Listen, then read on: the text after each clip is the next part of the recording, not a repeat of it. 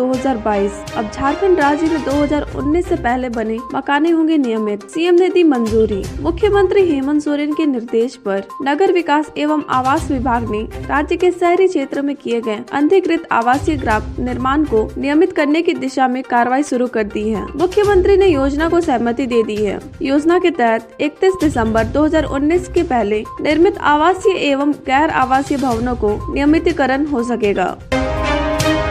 कल 21 नवंबर को राजभवन के समक्ष धरना देगी सरना समिति।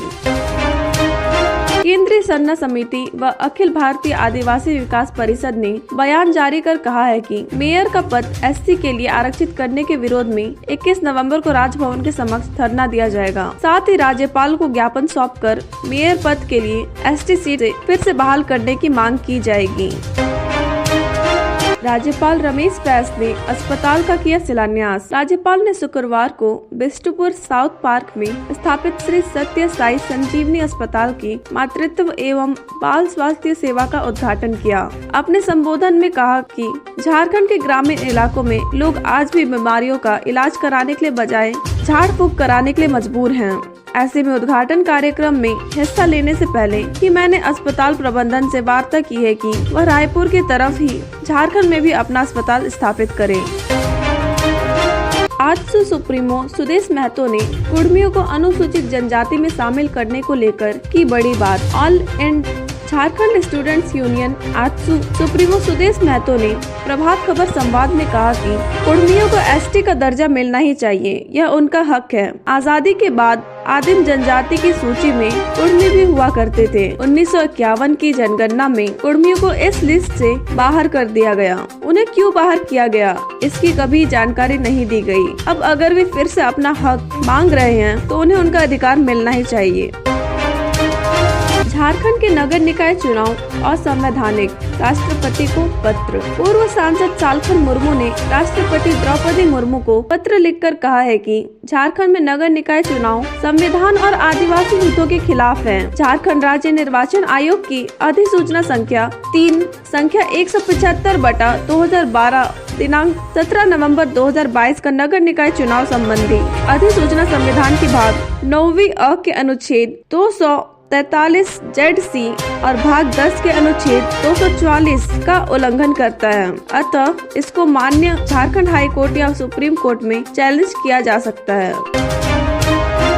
झारखंड में शिक्षकों की बहाली के लिए बनेगी नियोजन नीति। सिर्फ झारखंड के लोग ही होंगे बहाली। शिक्षा मंत्री जगन्नाथ महतो ने शनिवार को बोकारो स्थित अपने गांव अलारगो में प्रभात खबर से बातचीत में 50,000 शिक्षकों की बहाली, बीजेपी 1932 का खतियान और निशिकांत दुबे पर अपनी प्रतिक्रिया दी। उन्होंने कहा कि हेमंत सोरेन सरकार के खिलाफ भाजपा की बड़ी साजिश है। जहां जहां भाजपा सरकार है वहां कोई जांच नहीं चल रही है। जहां गैर भाजपा सरकार है वहां जांच में ईडी, आईटी, सीबीआई लगी हुई है। 50,000 शिक्षकों की बहाली पर कहा कि इसके लिए नियोजन नीति बनेगी। जैसे बिहार में नीति बनी हुई है वैसे बिहार में जो नीति बनी है उसमें सिर्फ बिहार के लोगों को ही शिक्षक में बहाली होती है।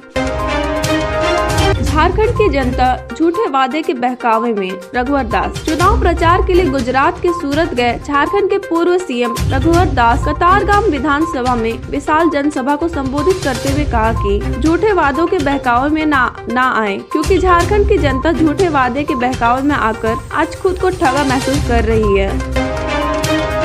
एसटी महिला के आरक्षण के विरोध में सरायकेला जिला हुआ बंद। नगर पंचायत में अध्यक्ष का पद एसटी महिला के लिए आरक्षित कर दिए जाने के कारण शनिवार को सरायकेला बंद किया गया। शनिवार की सुबह से ही दुकानदारों ने खुद ही दुकानें बंद रखी, जबकि वाहनों का परिचालन जारी रहा। हालांकि सुबह 9:30 बजे के बाद धीरे धीरे दुकानें खुलने लगी। वाहनों का परिचालन सामान्य रहा। इस मामले को लेकर PIL दाखिल करने की तैयारी हो रही है। मुख्यमंत्री को घेरने जा रहे शिक्षकों को रास्ते में ही रोका गया। अखिल झारखंड प्राथमिक शिक्षक संघ के बैनर तले मुख्यमंत्री हेमंत सोरेन का आवास घेरने जा रहे प्राथमिक शिक्षकों को पुलिस ने राजधानी रांची स्थित मोरहाबादी मैदान में ही रोक दिया। शनिवार को राज्य भर से प्राथमिक शिक्षक मोरहाबादी मैदान से सीएम आवास को घेराव करने के लिए जा रहे थे। प्रदेश मुख्य प्रवक्ता नसीम अहमद ने कहा कि हम अपना 100% बच्चों को देना चाहते हैं, लेकिन सरकार यह नहीं चाहती। जब तक खुद खुद मुख्यमंत्री हमारी बात नहीं सुनेंगे तब तक हम यहाँ से कहीं नहीं जाएंगे। यहाँ हमें अपनी बात रखने के लिए भी संघर्ष करना पड़ रहा है।